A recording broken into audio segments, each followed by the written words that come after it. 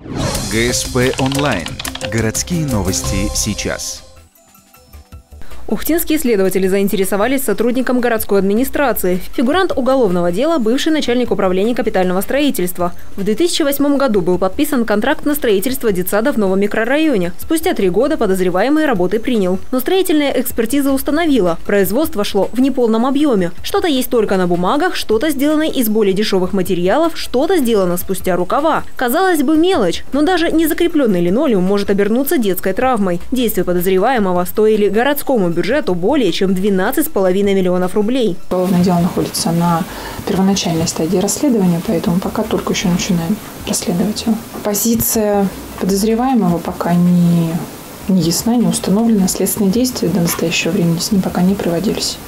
В настоящее время проводится комплекс оперативно-розыскных мероприятий на закрепление доказательственной базы. Бывшего управленца подозревают в превышении должностных полномочий. Если его вина подтвердится, то мужчине грозит до 4 лет лишения свободы.